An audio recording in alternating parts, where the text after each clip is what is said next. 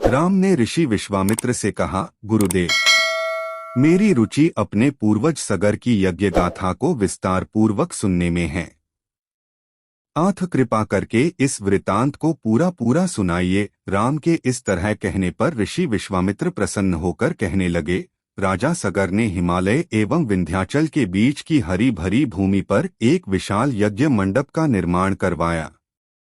फिर अश्वमेघ यज्ञ के लिए श्यामकर्ण घोड़ा छोड़कर उसकी रक्षा के लिए पराक्रमी अंशुमान को सेना के साथ उसके पीछे पीछे भेज दिया। यज्ञ की संभावित सफलता के परिणाम की आशंका से भयभीत होकर इंद्र ने एक राक्षस का रूप धारण करके उस घोड़े को चुरा लिया। घोड़े की चोरी की सूचना पाकर सगर ने अपने 60,000 पुत्रों को आदेश दिया कि घोड़ा चुराने वाले को पकड़कर या मारकर घोड़ा वापस लाओ। पूरी पृथ्वी में खोजने पर भी जब घोड़ा नहीं मिला तो इस आशंका से कि किसी ने घोड़े को तहखाने में न छुपा रखा हो, सगर के पुत्रों ने संपूर्ण पृथ्वी को खोदना आरंभ कर दिया। उनके इस कार्य से असंख्य भूमितल निवासी प्राणी मारे गए। खोदते खोदते वे पाताल तक जा पहुंचे।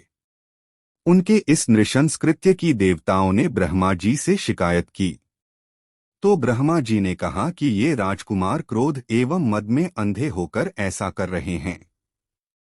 पृथ्वी की रक्षा का दायित्व कपिल पर है, इसलिए वे इस विषय में कुछ न कुछ अवश्य करेंगे।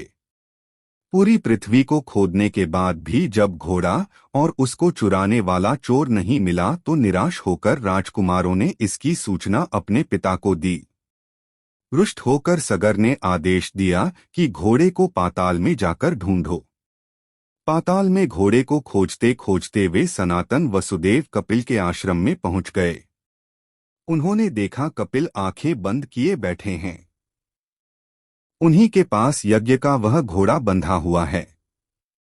उन्होंने कपिल मुनि को घोड़े का चोर समझकर उनके लिए अनेक दुर्वचन कहे और उन्हें मारने के लिए दौड़े। सगर के इन कुकृत्यों से कपिल मुनि की समाधि भंग हो गई। उन्होंने क्रुद्ध होकर सगर के उन सब पुत्रों को भस्म कर दिया।